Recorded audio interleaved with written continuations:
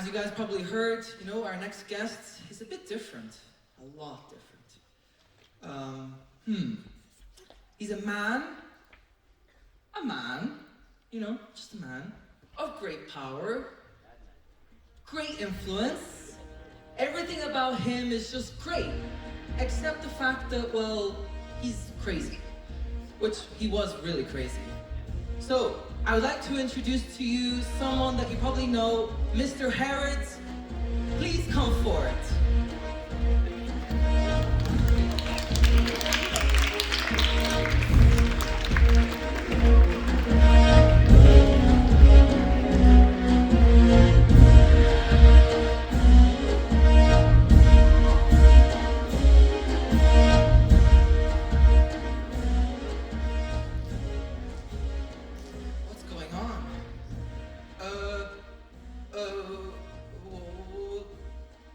Christy, can you see what's going on? I think I need to go.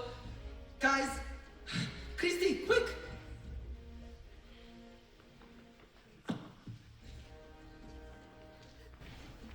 King Herod!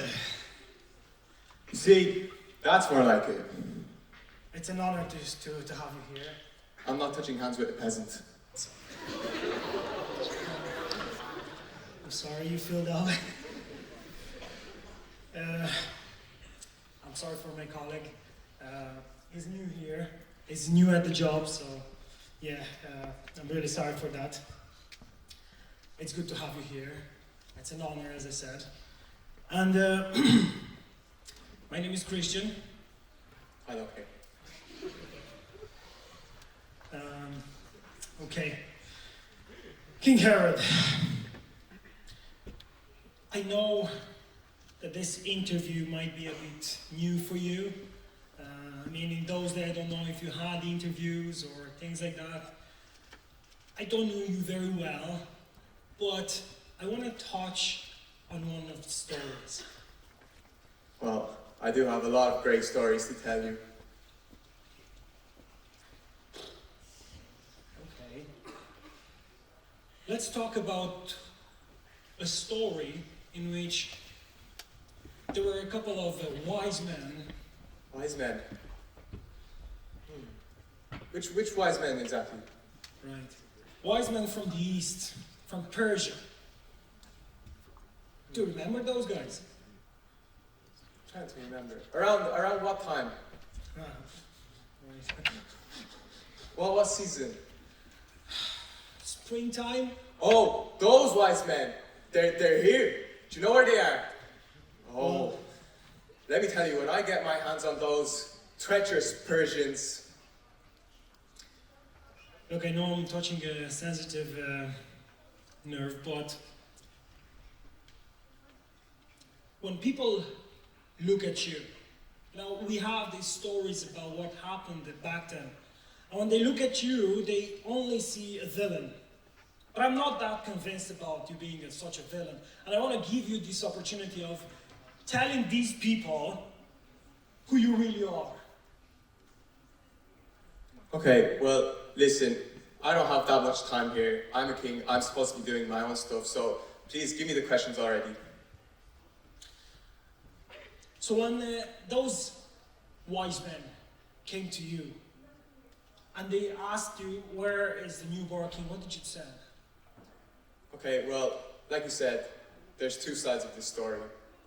The one you already know, and then my one. See, in your story, it says that I was disturbed, and that Jerusalem was disturbed because of me. That wasn't true. Let me tell you the truth. I was raged. I was so angry, and I wanted to kill those men. Because there can be no other king but me. And these men show up out of nowhere with smiles and gifts for this new king. No. I wanted to kill them after that. Right. Look, I see you're a bit there is a bit of a tension going on here. I want to give you something, maybe to cool down the atmosphere here. So, would you want something to drink? If you have wine, the finest wine of all, please. I know you drink fine things and everything the best, but we don't drink alcohol here. So what I can give you from our times, one of the finest drinks that you can ever drink here. Can someone bring me 2 glasses and a can of Coke? Anybody? I'm waiting for someone. Why is not here? King Herod is waiting.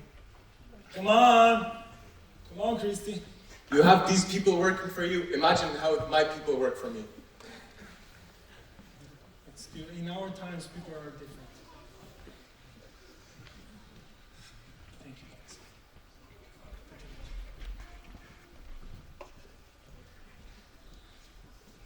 But this is something special. What is that? That's not wine. It's not wine, it's a special drink. One of the finest. Is it poison? No. I can try some just to... Yeah, please try. I want to see if you die first. Okay.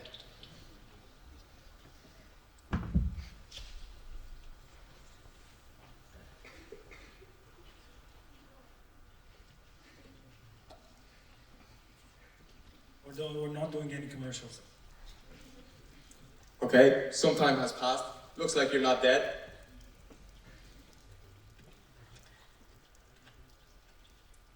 Now. Oh yeah. You see, this is the way you approach a king. Not the way those wise men did. And they didn't even approach me with gifts. Right, so what did you do after all? Like when the guys came and asked you about the newborn king, what did you do specifically? Well, I gathered my specialists that were within my empire. They knew the prophecies, the best ones. And they told me this and that. I don't know, something about Bethlehem, yada, yada, yada. And then I talked to the wise men. And what they were telling me, in the back of my mind, I was planning to end the life of this new king they were talking about. But I tried to cover it up. I lied to them and I told them that I wanted to worship this king. And that when they found him, to come and tell me and bring the news. So? And then I let them go. But what they didn't know is that after I sent them, I sent a few spies after them. And what's funny is that I ended up having to kill those spies. How so? Because they had the audacity to come to me and say that they lost them. They lost them? No. They ended up losing their own lives. How did you felt when these wise men came to you telling that there is another king? Okay, well, listen, I'm going to admit, truthfully, that I'm not a patient man. I never was, and I never will be. And after I realized that those sneaky Persians deceived me, I decided to take matters into my own hand. So I did what any wise, smart, good, great king would do. I got my army, and I told them one thing and gave them one single task. To make sure that nobody claims my throne, I said, go kill all the children that are under 2 years. Wow, I thought that was a myth. So that was really a thing. Yeah, it was. Such a cruel man. Okay. Do you think it was the right thing to do? Now that you mention it, no, I don't think it was the right thing to do. You know why? Because I should have killed all of them. Wow. I should have burned Bethlehem to the ground, that they wouldn't even see the light of day. Wow. Because it was not enough that they saw me as just a king. No, they needed to see me as God, the same way they saw Caesar. But I did everything in my power to stop this newborn king, and I ended up even losing my life. Wow, it's good Herod he's not in our days a king. Sorry. Is this a funny matter to you? No, I apologize. The thing is that I knew you were kind of a madman, but now that you're telling me all these things, the horrible things that you've done, and in a way, being sorry for not doing worse, I think you're a lot worse than I thought. I want to tell you one thing, Herod. The one that you've tried to kill, the newborn king. King? What king? Yeah. Sorry, there's only one king, and he's standing right before you. Yeah, you know, that's the thing. You died about 2,000 years ago, but that king is still living. That's a difference between you and the real king. Now, no offense, but you're just a man.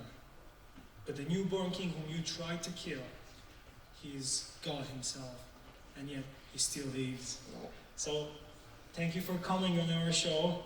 Thank you for coming here today. Thank you for letting us know how bad you were. No offense. I don't know, have a nice evening. I hope you enjoy the Coke. And I'll see you maybe next time. Let's have a round of applause for King Herod. No, please, hold your applauses. I need you all to get up and bow before me now. No, I am your king. You may be a king back 2,000 years ago, but today Jesus is the king.